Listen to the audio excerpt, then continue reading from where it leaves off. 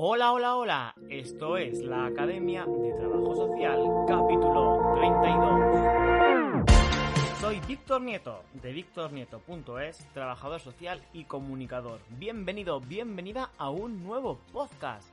Ya sabéis, ese programa que da a conocer a la profesión y a sus profesionales. Por cierto, pues si todavía no lo haces, te estoy esperando en Instagram, @victornieto.ps, donde comparto un montón de contenido relacionado con el trabajo social, ofertas de empleo, cursos de formación, recursos gratuitos que te puedes descargar y por supuesto también en web puedes encontrar contenido infinito, así que ya sabes, pásate por allí.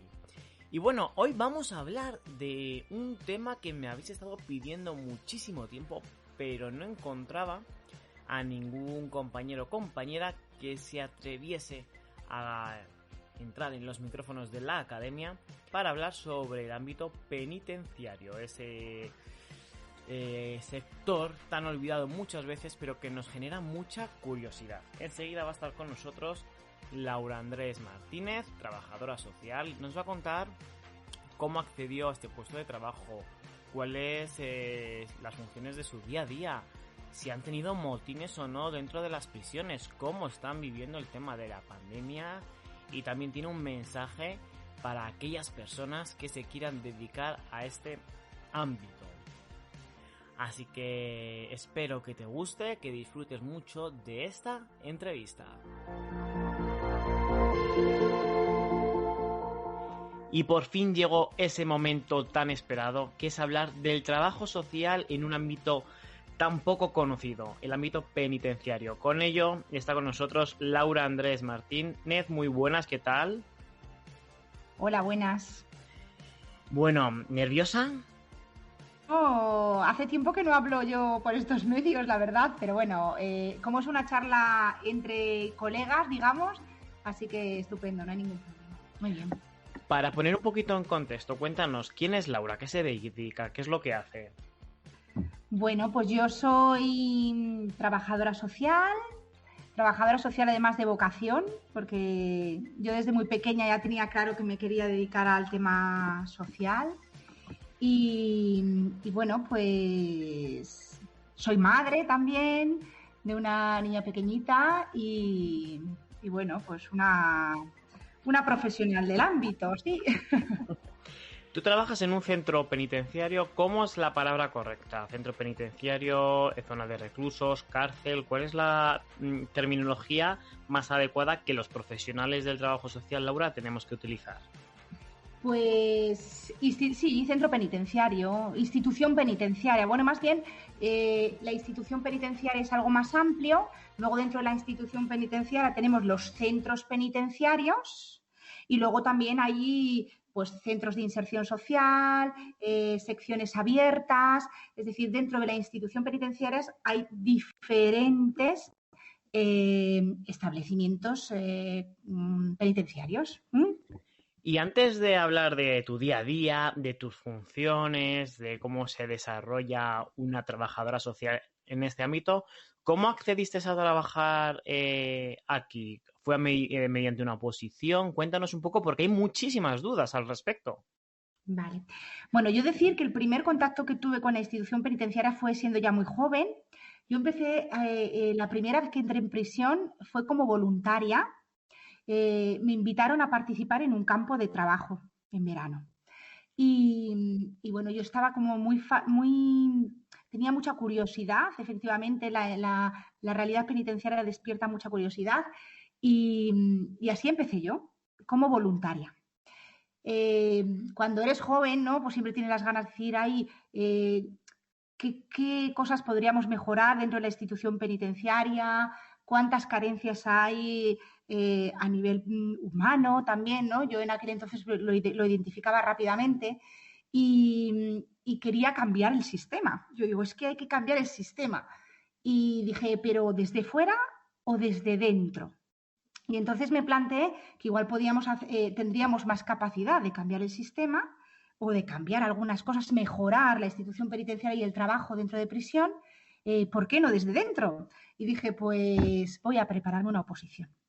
Y efectivamente, ¿no? Para acceder a la institución penitenciaria, la mayoría de las plazas que hay disponibles se accede a través de un proceso de concurso o oposición. Cada cierto tiempo se abre un proceso selectivo donde hay una parte de exámenes, ¿no? de diferentes exámenes, donde bueno, pues, se prepara una parte general y luego una parte más específica, pues al reglamento penitenciario, la ley general penitenciaria, al trabajo social dentro de la institución y bueno, luego ya es la parte de concurso, donde aquellas personas que ya han trabajado en la institución pues tienen puntos por experiencia. Y dices, ¿y cómo es posible que haya gente que ya haya trabajado sin haber aprobado ese proceso selectivo? Pues porque también hay algunas plazas, no son muy numerosas, donde se puede acceder a través del Servicio Público de Empleo, a través de un proceso de selección en el Servicio Público de Empleo, para cubrir pues, plazas temporales o para cubrir bajas, sobre todo fundamentalmente para cubrir bajas por enfermedad de profesionales que están de baja y las bajas son largas. Entonces esas necesidades de personal se cubren a través del Servicio Público de Empleo. O sea que tendríamos las dos vías, pero mayoritariamente es a través de un proceso selectivo de un concurso oposición. Laura, ¿quién convoca estas plazas? Porque sabemos que pueden ser, las oposiciones existen a nivel nacional, autonómico o local. En tu caso, ¿dónde salen? Lo digo para aquellas personas que quieran prepararse, saber dónde tienen que buscar. Vale. La Secretaría General de Instituciones Penitenciarias depende de la Administración General del Estado. ¿Vale? Es decir, tú cuando te vas a preparar una oposición, trabajar en la administración local, para trabajar en la comunidad autónoma, para trabajar en la Administración General del Estado. Es decir, la Secretaría General depende somos personal de la Administración General del Estado. Bueno, hemos aclarado esto porque hay muchísimas dudas. Aquellas personas que quieran dedicarse a esto, ya comentaba las dos opciones, SEPE o hincar codos, estudiar, buscar la convocatoria y presentarse. Es. Una vez que ya... Luego, sí, dime. Víctor, también deciros, ¿no?, que la Secretaría General de Instituciones Penitenciarias tiene, si tú te metes en internet y pones www.institucionpenitenciaria.es, ahí aparece todo lo que es la institución penitenciaria y dentro de la institución penitenciaria aparece procesos selectivos, oposiciones convocadas, es decir, que si una persona tiene interés y yo os animo, lo tendría facilísimo porque es acceder ahí y ahí vas a ver cuándo están convocadas, qué se necesita, en fin, de todo. Acabas de dar una alegría a más de uno y a más de una. Muy bien, me alegro. Porque muchas veces la información no está muy, muy accesible. Te comentaba, una vez que ya pasas este examen, consigues aprobar, ¿cómo es tu día a día? ¿Cuáles son tus funciones? Vale, a ver, para la gente que desconozca un poco el medio penitenciario, ¿no?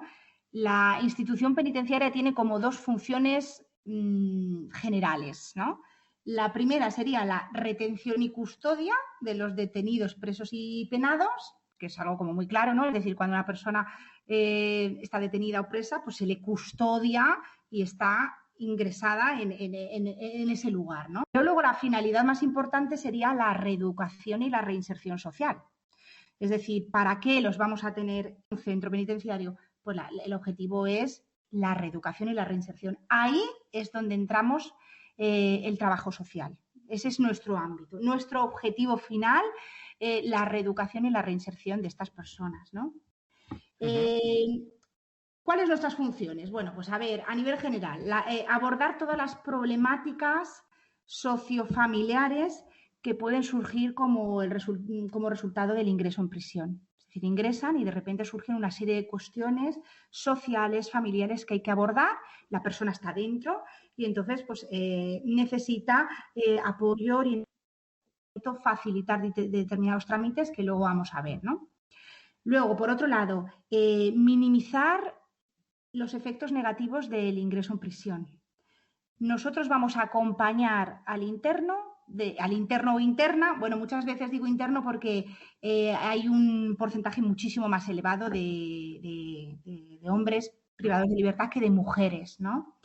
Pero bueno, que hacemos un acompañamiento desde el primer día hasta el último día, ¿vale?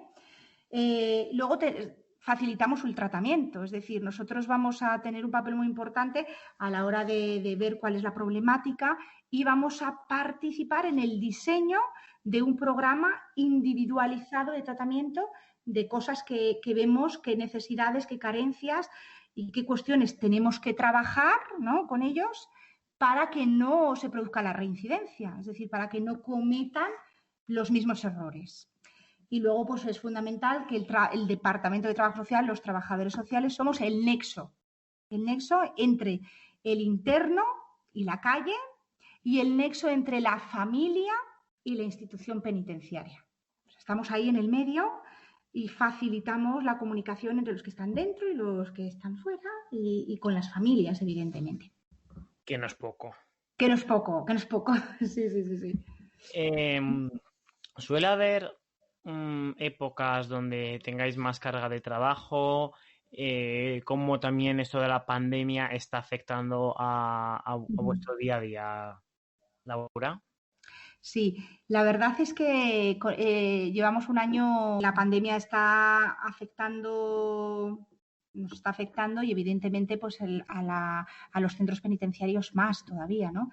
En el sentido de que claro, hay poca separación interior, ¿no? O sea, poca separación entre las personas, o sea, las personas están viviendo en un módulo, por ejemplo, en ese módulo igual hay 100 y pico personas, no pueden hacer esa separación, entonces el controlar que no se produzca un brote, que no haya mucho contagio, pues es complicado, ¿no?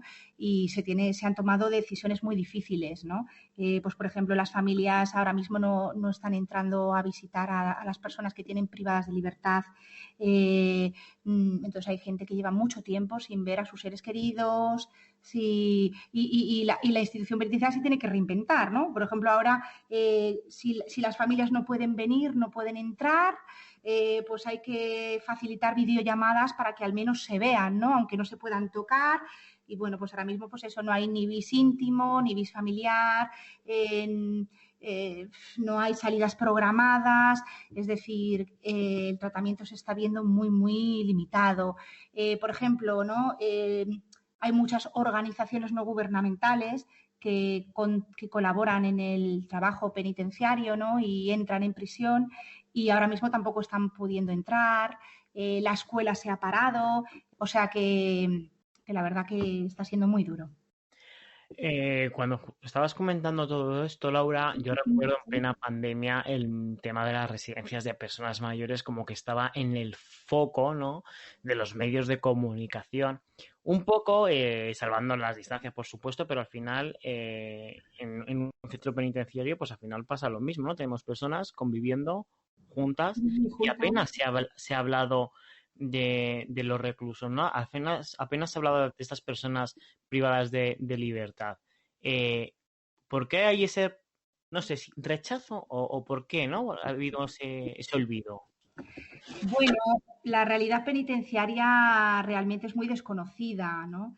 Y yo, bueno, es mi opinión, ¿no? Pero realmente parece que no interesa, ¿no? La realidad penitenciaria no está en los medios, no está especialmente en las agendas políticas y, bueno, pues yo creo que a veces que lo que no se ve o no se habla, pues no existe.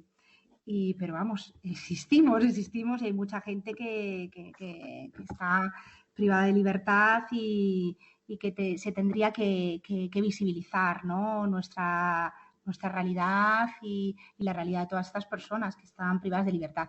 Entonces, pues bueno, con la pandemia pasa igual, ¿no? Sí, no, al final también, pues lo que tú dices, ¿no?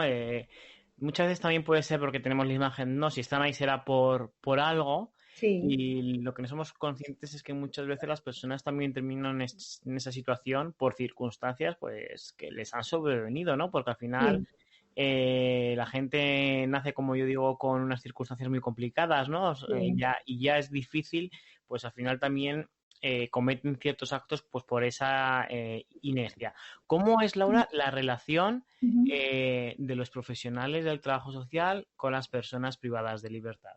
Vale. Eh, bueno, nosotros lo que te decía, tenemos un contacto directo y permanente con ellos y con ellas, ¿no? Eh, Desde el primer día que ellos ingresan en prisión, uno de los profesionales a los que van a ver, el primer día que llegan, es al trabajador social, ¿no? Se les hace una entrevista de ingreso, por ejemplo, y en esa entrevista de ingreso, explicamos, ¿no? Cómo funciona un poquito brevemente la institución, recabamos información, datos personales, datos familiares, cuál es la persona de contacto y intentamos ver un poco qué características y qué perfil tiene la persona que acaba de ingresar. Es muy importante esa entrevista al ingreso porque, claro, date cuenta, hay personas que igual es la primera vez que entran en prisión, no conocen absolutamente cómo funcionan las cosas, vienen, pues mucha gente viene aterrada, hay que ponerse, ¿no? En situación. Luego, evidentemente, que hay personas que vienen y que han tenido 3 y 4 ingresos y 5 y saben perfectamente moverse en este medio, ¿no? Y en esa entrevista de ingreso, que hay que hacer con muchísima sensibilidad, ¿no? Al ingreso se va a determinar la separación interior. El trabajador social va a decidir junto con el resto de profesionales que trabajamos, que suelen ser pues, el psicólogo, el educador social, vamos a determinar a qué módulo se le va a colocar, es decir, dónde va a empezar a cumplir esa persona, ¿vale? Y en esa separación interior, pues se va a ver si esta persona es primaria o reincidente, se les va a ubicar no por el tipo de delito, sino por su, ¿cómo te diría? Por una serie de factores, si es primario reincidente, si es preventivo penado, también se tiene en cuenta la edad, hay módulos específicos, por ejemplo, para jóvenes, el género, las mujeres cumplen en unos módulos, los hombres cumplen en otros, si vienen o no con sanciones, se tiene en cuenta todo esto. Y eso tiene una importancia vital, porque dependiendo de dónde estas personas les vayamos a ubicar, van a tener un determinado cumplimiento u otro. No quiere decir que siempre vayan a estar en el mismo sitio, porque luego también, dependiendo de su conducta, dependiendo de su evolución en el tratamiento, pues podrán ir cambiando a otro tipo de módulos que sean más adecuados y que puedan ayudarnos en lo que ellos necesitan, ¿no? Tenemos un contacto directo todos los días. Nosotros diseñamos junto con el resto del equipo técnico los objetivos que queremos trabajar con ellos. Tenemos que hacer un conocimiento profundo de su situación, ¿cómo te diría? Hay que dedicarles tiempo, hay que estar con ellos, hay que conocer su biografía, su historia de vida, para llegar a entender qué les ha llevado a cometer los delitos que los han traído a prisión y entender también su entorno, su familia. Nosotros tenemos un contacto con ellos diario y lo mismo te diría con las familias continuamente. Hay que conocer de dónde vienen, cuál es su entorno y las familias llaman, tenemos un contacto directo con... Qué importante es esa entrevista, ¿no? Esa herramienta que tanto utilizamos en Sí, trabajo social como es sí, la entrevista, porque al final, como tú dices, va a marcar las pautas del camino. eso es. Eh, Laura, lo más difícil de trabajar en un centro penitenciario, y sé que va a ser el tema de los pocos recursos, todo eso Sí. que la administración pública lo vemos diariamente, pero bueno, sí, si tú pudieses cambiar algo de un día para otro, ¿qué cambiarías? Bueno, a ver, yo como dificultades diría, ¿no? Lo que hablábamos antes, la escasa visibilidad de la realidad penitenciaria y del trabajo social penitenciario sería una de las dificultades que yo veo. También como dificultad la lejanía de los centros penitenciarios. Como los centros penitenciarios están muy lejos, muchos de ellos están muy lejos, desgraciadamente, pues hace que las posibilidades del tratamiento se vean claramente mermadas. También no facilita la comunicación con las familias, ¿no? Hay familias que viven, que la accesibilidad a los centros es complicada y hay gente que no puede venir a ver a sus familiares, ¿no? Los escasos recursos, como tú decías, ¿no? Económicos, materiales o personales, que en algún momento sí que se escasean. Un problema que tenemos también los trabajadores sociales dentro de la institución penitenciaria es el desconocimiento que tiene el propio personal penitenciario de cuáles son nuestras funciones. Fíjate lo importante que es. Es decir, hay tantas personas que trabajan dentro de un centro penitenciario y tantos departamentos que compañeros nuestros que trabajan en otros departamentos no saben muy bien cuáles son nuestras competencias. Entonces, al final, parece que el trabajo social es el cajón desastre, ¿no? Y que cualquier problema que tiene el interno o interna y dice, no te preocupes, que esto te lo ve la trabajadora social. No se preocupe, que esto lo soluciona la trabajadora social. Y hay cosas que sí son de nuestra competencia y otras no son de nuestra competencia, que son competencia de otros. Entonces, esto hace que a veces en nuestro día a día tengamos que desgastarnos, ¿no? Para explicar a nuestros propios compañeros cuáles son nuestras funciones. Pues una vez que escuchen este podcast, seguramente que se les va a quedar mucho más claro lo que hacéis, ¿no? El día a día. Claro que sí. Para aquellas personas, Laura, que quieran dedicarse a este ámbito, ¿qué cualidades tienen que tener? ¿Qué competencias? Fenomenal. Mira, yo diría, no todas las personas que quieren trabajar en instituciones penitenciarias deben trabajar en instituciones penitenciarias. ¿Por qué no todas las personas, no todas valen para trabajar en este ámbito? Claramente, ¿no? ¿Qué necesitamos? Nosotros necesitamos gente, trabajadores sociales que sean vitales, que tengan energía, que tengan ilusión, yo qué sé, lo que se dice gente todoterreno, ¿no? Que proactivos, que tengan ganas de mejorar, ¿no? La realidad y nuestro ámbito de trabajo. Tienen que ser personas, también te diría, que sepan mirar, que sepan mirar al otro, ¿no? Y que sean capaces de ver detrás de una primera impresión, ¿no? Es decir, ser capaces de descubrir las capacidades, ¿no? Cuando trabajamos con estos chicos hay gente que bueno, que dan una cara, ¿no? Dan una cara, una impresión. Hay gente que se pone una coraza.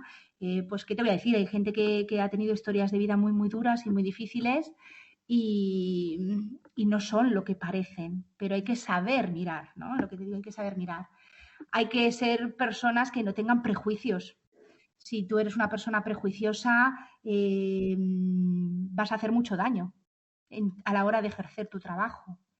Aquí no se puede juzgar, ¿no? Yo siempre digo, ¿no? Cuando yo a veces he sido tutora, ¿no? Alumnos de prácticas, que también lo animo, ¿no? La gente que está todavía estudiando o que tiene opción de elegir las prácticas, pues si tiene curiosidad por esta realidad, pues que pida las prácticas con nosotros, ¿no?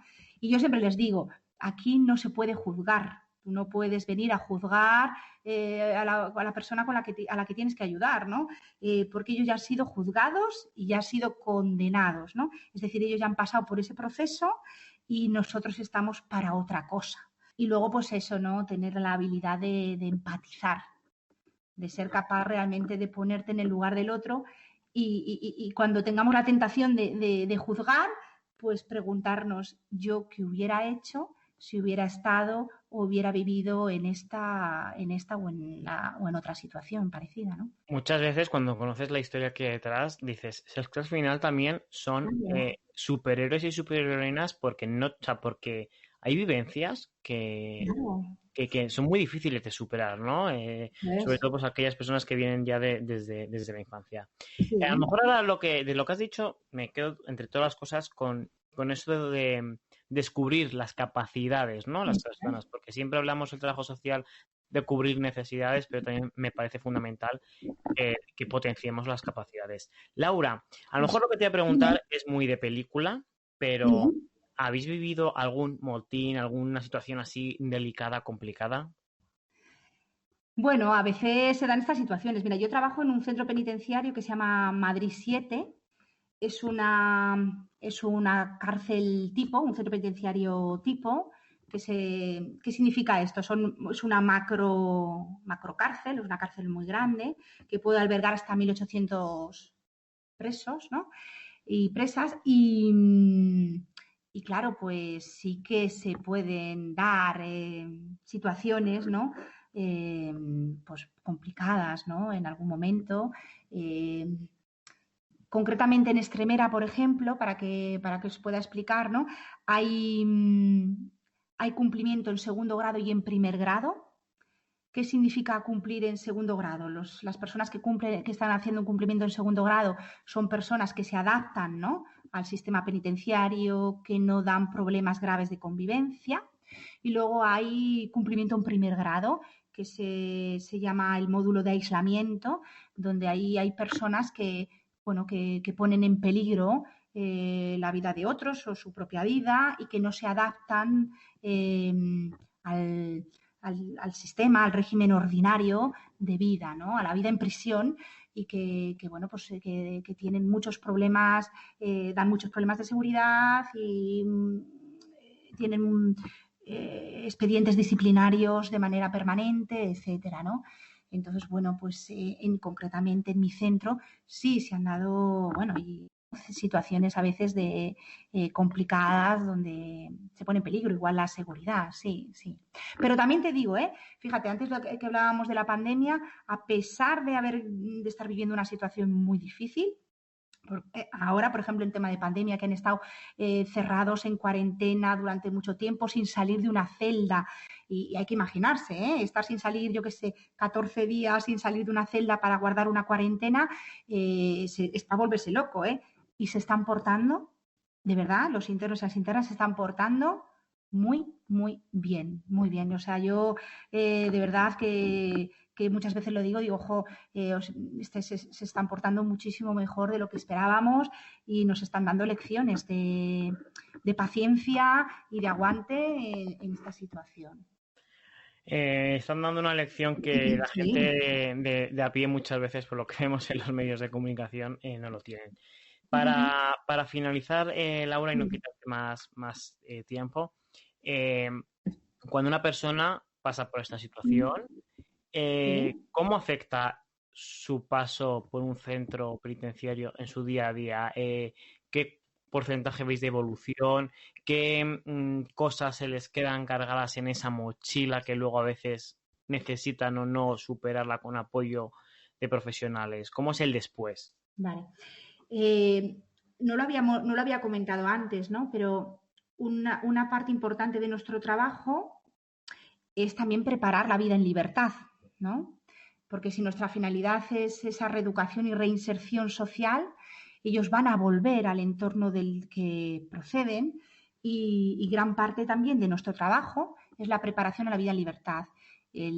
Los últimos meses hay que centrar nuestro trabajo en esto, ¿no? Evidentemente, hay muchas personas, ¿no?, que cumplen, que están presas que proceden de entornos desfavorecidos, muchos de ellos proceden de entornos desfavorecidos y de entornos donde no ha habido muchas oportunidades, ¿no? Y muchas veces, desgraciadamente, van a volver a ese mismo entorno, van a volver a ese mismo entorno, ¿no? De ahí bueno, que muchos de ellos vuelvan, reincidan y vuelvan, ¿no?, otra vez a encontrarse con nosotros, ¿no? Pero bueno, nosotros hay que trabajar eso, ¿no? Entonces hay que trabajar con la familia para fortalecer las relaciones familiares si van a volver con sus familias. En el caso de que sean personas con gran desarraigo o que no tengan muchas personas de apoyo, pues hay que ayudarles igual a buscarles un recurso residencial o habitacional. Hay que facilitarles, ¿no?, la ayuda de excarcelación cuando salen. Empezar a ponerles en contacto con toda la red de servicios sociales y de protección para que empiecen a funcionar una vez que salgan. Bueno, pues tenemos también un trabajo muy importante en la preparación en la vida en libertad, sí. Que es al final estar acompañando a las personas durante todo su proceso, incluso ya cuando parten. Pues Laura, muchísimas gracias porque creo que has dejado muy claro conceptos que apenas se hablan, ¿no? Es verdad que el tema de las cárceles es uno de los temas que en la universidad más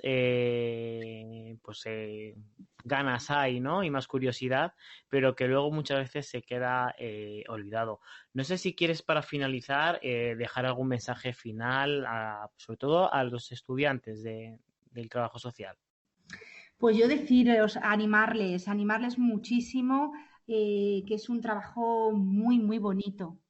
Lo que decimos, a pesar de que a veces los logros no son tantos, ¿no? Porque nos tenemos que a veces plantear objetivos más pequeñitos, ¿no? Pero es un trabajo muy, muy bonito, es un trabajo muy, muy gratificante. Cuando estás acompañando a estas personas y de repente empiezan a iniciar un proceso de cambio,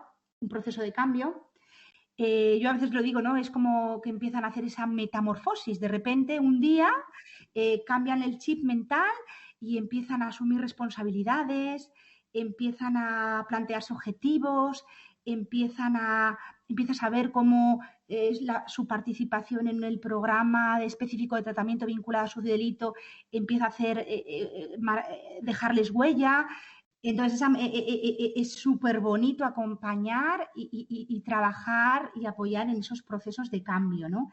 Y que nos dan lecciones de vida. Te das cuenta de esa capacidad de superación que tienen. Hay veces que ves experiencias concretas de lo que se denomina la resiliencia, ¿no? De gente que ha llegado a tocar fondo, ¿vale? Ha llegado a tocar fondo y que de repente se han caído muchas veces, pero se levantan y continúan y a veces salen incluso reforzados, ¿no? Entonces, es súper bonito estar ahí y acompañarles, ¿no? O sea que yo os animaría, además os digo, la oposición no es especialmente complicada, creo que dentro de lo que es las oposiciones son menos densas que igual el poder opositar a otras administraciones y es un trabajo muy, muy bonito. Os esperamos. Bueno, es que solo hay que escucharte la ilusión que tienes de hablar de tu día a día, ¿no? Al final también transmites pues esas cualidades, ¿no?, que pedías a la gente, esa vitalidad, esa proactividad. Laura, para mí ha sido un placer haberte descubierto, que las redes sociales nos han ayudado también a contactar. Sí. Espero que podamos, cuando pase todo esto, tomarnos un café tranquilamente. Pues yo estaría encantada, Víctor, también te digo.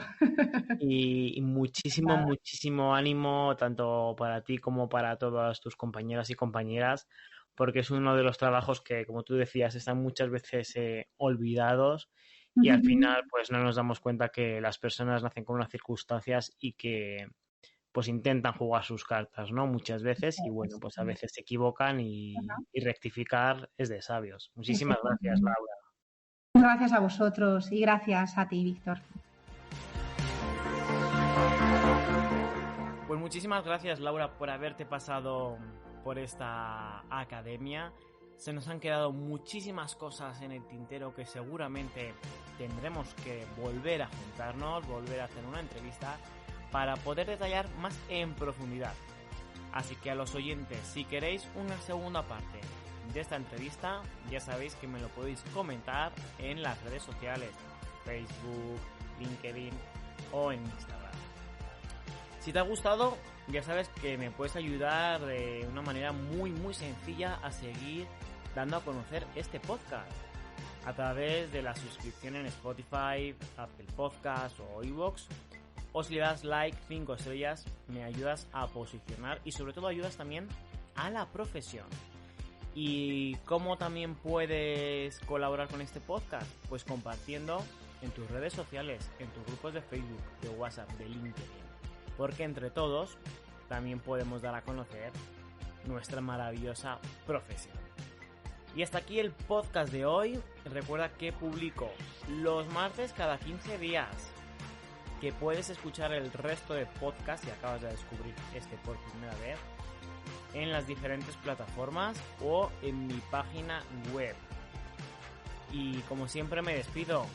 Sed muy felices, amantes del trabajo social.